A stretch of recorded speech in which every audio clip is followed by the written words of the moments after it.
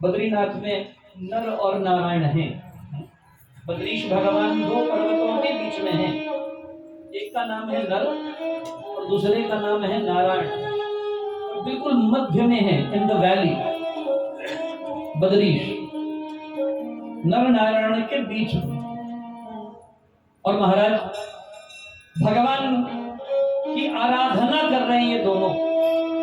कभी आप बद्रीश के जाके दर्शन करें तो बद्री भगवान के जब आप दर्शन पाते हैं तो क्या देखते हैं वहां पर दरबार में? एक तरफ जब आप सामने खड़े होकर देखें तो दाईं ओर दो काले दिख रहे हैं, वो है नर नारायण जो बद्रीश भगवान के दर पे खड़े हैं, ये आराधना कर रहे हैं। वहां की दो पहाड़ियां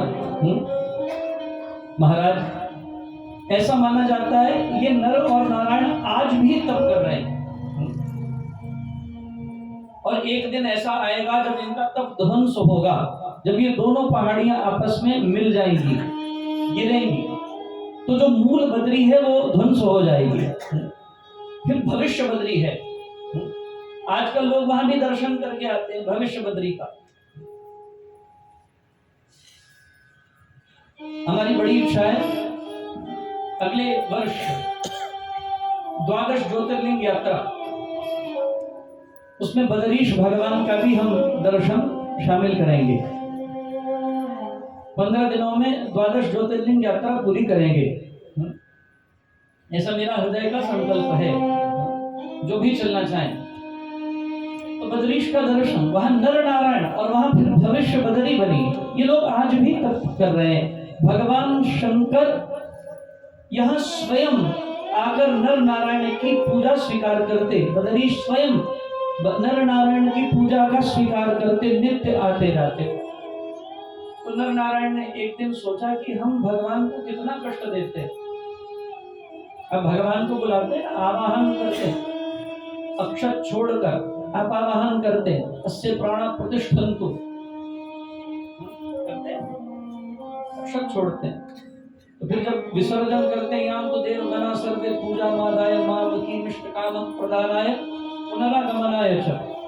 जब फिर अनुष्ठान करें, आपका आह्वान करें, आप फिर आना। तो नर नारायण रोज नारायण और शंकर जी को बुलाते और दोनों देव आकर इनकी पूजा स्वीकार करते। और महाराज भगवान को नित्य आना जाना पड़ता। तो नर नारायण सोचते हम कितना भगवान को कष्ट देते, रोज बुलाते रोज भेजते। अब जब रोज रोज आना हो तो फिर क्या करना चाहिए? बोलो ना भैया। हाँ, फिर वहां एक घरौंदा बना लिया जाए। काहे बार बार आए, काहे होटल का भाड़ा भरे, क्यों इतना व्यय करें धन का, क्यों इतना अपनी शारीरिक ऊर्जा का ह्रास करें? तो फिर तो वहीं निवास करना चाहिए, वहीं कहीं छोटा मोटा आवास प्रवास बन जाना चाहिए महाराज, फिर वही रहे। नर नारायण को बड़ा कष्ट हुआ, बड़ी पीड़ा हुई। नर नारायण ने कहा, हे नाथ, हम जब भी आप पर बुलाते हैं आप इतने कृपालु हैं, दयालु हैं, आप इतने करुणा सिंधु हैं, हमारी पुकार आपने कभी नहीं टाली। अगर आप हमारे पर प्रसन्न हैं नाथ, तो क्या हम आपसे कुछ मांग सकते हैं? शंकर जी ने कहा, मांगो ना, क्या चाहते हो? तुमने हमारे से कभी कुछ नहीं मांगा, तुम केवल निस्वार्थ भाव से हमारा पूजन आराधन करते रहे। हमें प्रसन्न करने के लिए तुम नित्य निस्वार्थ रूप से आराधना में संलग्न रहे हो, मांगो तुम क्या चाहते हो? नर नारायण ने कहा, नाथ, यदि आपका यहाँ स्थायी वास हो जाए, आप यहीं रहें, तो हमें नित्य दर्शन होता रहेगा। एक समय क्यों, फिर हमारे नयन आपके दर्शनों से सदा तृप्त होते रहेंगे। भगवान ने कहा, यदि ऐसी बात है तो हम तुम्हारी सेवा से इतने प्रसन्न हैं, हम यहाँ सदा सदा के लिए वास करेंगे। और एक ही शिवलिंग विश्व में ऐसा है जो तिकोना है, it is like a triangle, और उसके 3 हिस्से हैं। एक हिस्सा है शंकर, दूसरा हिस्सा है पार्वती और तीसरे हैं गणपति। एक ही शिवलिंग विश्व में ऐसा है उनको। जहां तीनों का एक मिलन देखा गया, केदारेश्वर। और भगवान आए और भगवान नर नारायण की सेवा से प्रसन्न होकर तीनों रूपों में वहां आकर बैठे। और ये केदार खंड अति पवित्र है महाराज। ये दिव्य स्थली, ये दिव्य धारा जहां मंदाकिनी बहती है। कितनी नदियों से गंगा बनती है? गंगा का अस्तित्व क्या है? गंगा का वजूद क्या है?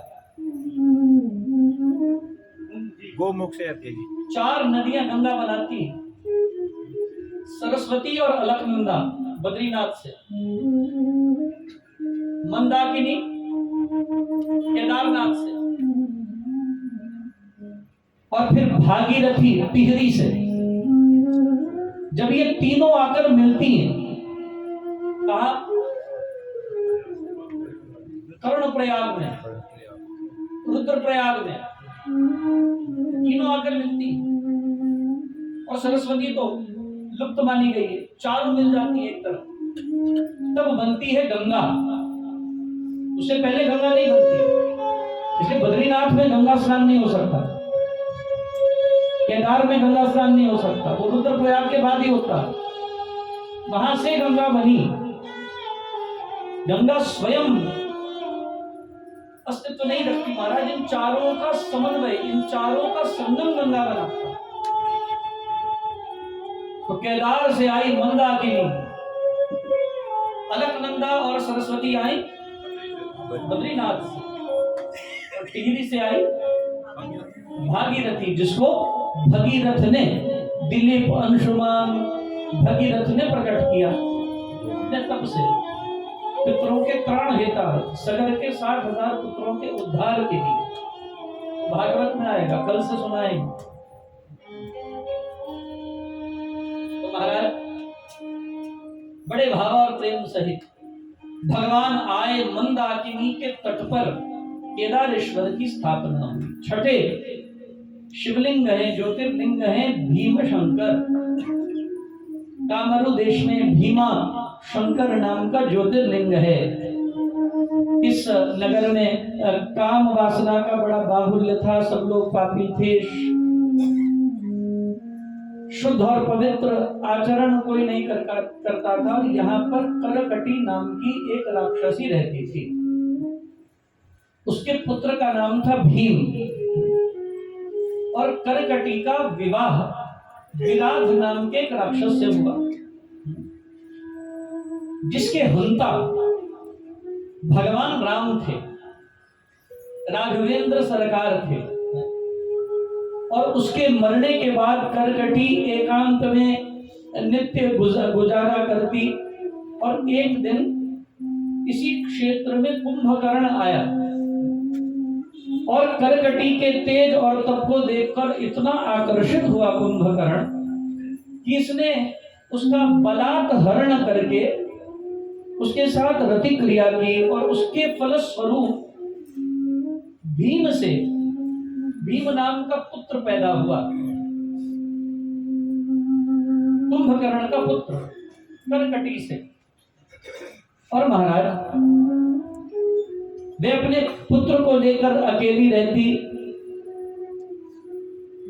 और कुंभकर्ण तो चला गया। और जब राघवेंद्र ने लंका पर चढ़ाई की तो कुंभकर्ण भी भगवान राम के हाथों मृत्यु को प्राप्त हो गया। तो एक दिन जब भीम बड़ा हुआ, उसने पूछा